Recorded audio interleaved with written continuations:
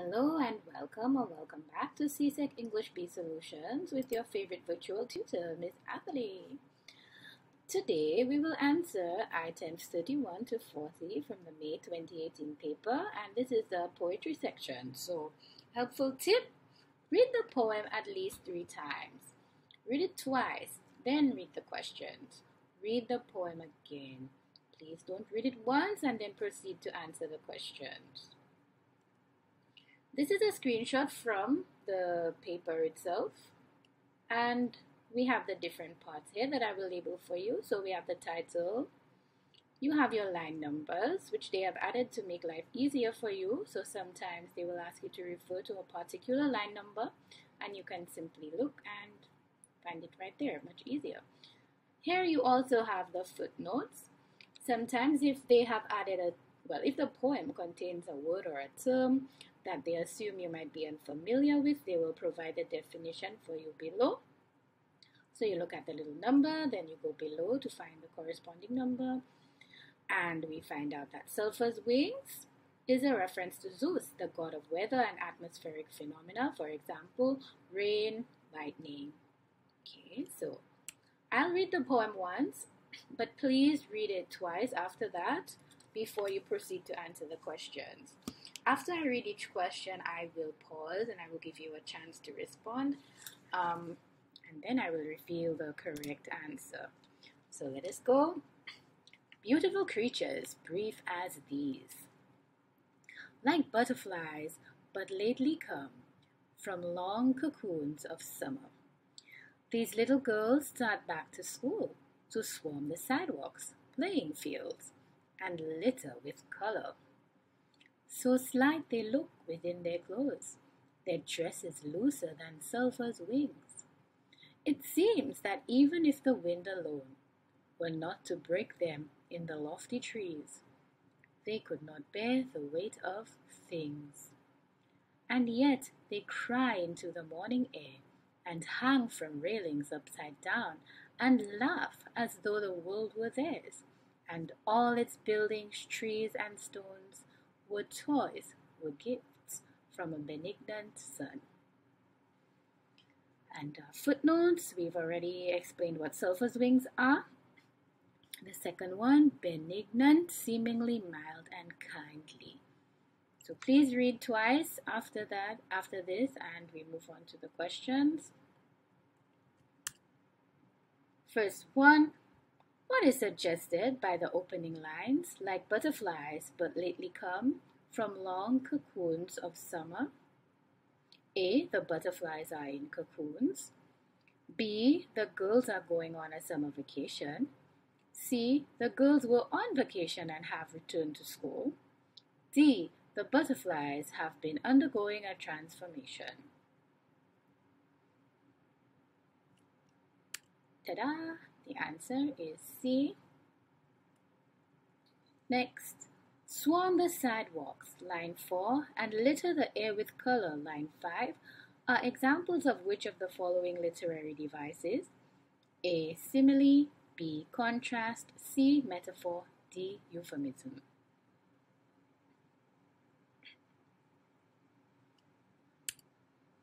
Metaphor. Next. The effects created by so slight they look within their clothes, line 6, is A, an awareness of how delicate the girls seem. B, a comparison of the girls with butterflies. C, an emphasis on the kind of clothes the girls wore. D, a clearer image of the girls littering the air. And some of these responses are honestly hilarious, so sometimes you just have to do a simple process of elimination. Just cancel the ridiculous answers. Answer A, an awareness of how delicate the girls seem. Next, the poet places things, line 10, in italics to A, focus on the girl's weight. B, emphasize the girl's frailty. C, highlight the weakness of butterflies. D, show that the lifespan of butterflies is quite short. Another hilarious answer. So our answer is B, emphasize the girl's frailty. Next. The poet compares the girls with butterflies to A. Imply that they are carefree and full of life. B. Suggest that they are colorful and godlike. C. Hint that they are high-spirited and reserved. D. Indicate that they are flighty and uncontrollable.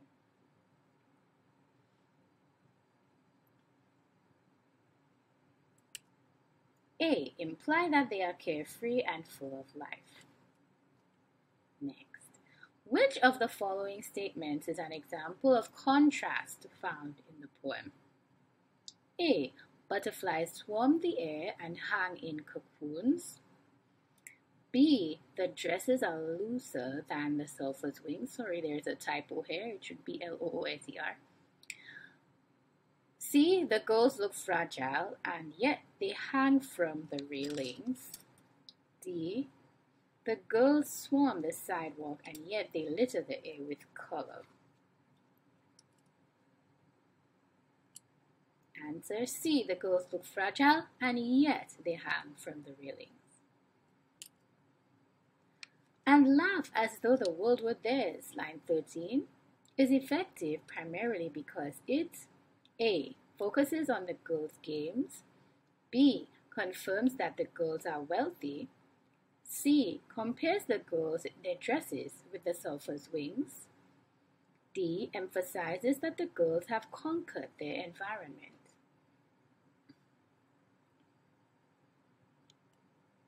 D. Emphasizes that the girls have conquered their environment. Next, which of the following words best describe the speaker's attitude to the girls? A. Bemused and admiring. B. Approving and resigned. C. Despairing and outraged. D. Complimentary and nostalgic. A. Bemused and admiring. Next, the poet gives symbolic significance to the 1. Lofty trees, 2. Sulphur's wings, 3. Butterflies. A. 1 and 2 only. B. 1 and 3 only. C. 2 and 3 only. D. 1, 2, and 3.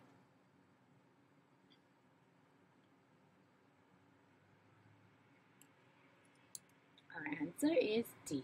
1, 2, and 3. The title of the poem, Beautiful Creatures Brief as These, is effective mainly because it A. Suggests that the girls are beautiful and short. B. Comments on the short time when the butterflies flitted around. C. Indicates that the poet sees the girls as beautiful creatures who are not very strong. D. Implies that the vision of the girls as delicate beauties is quickly eroded by reality.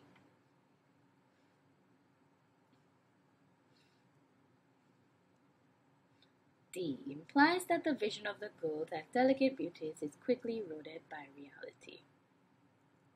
Easy, right? If not, keep at it. If you have any questions about any of these responses, feel free to ask them below. I'll do my best to respond to you in a timely manner. Keep at it, keep studying, and I wish you all the best. See you next time.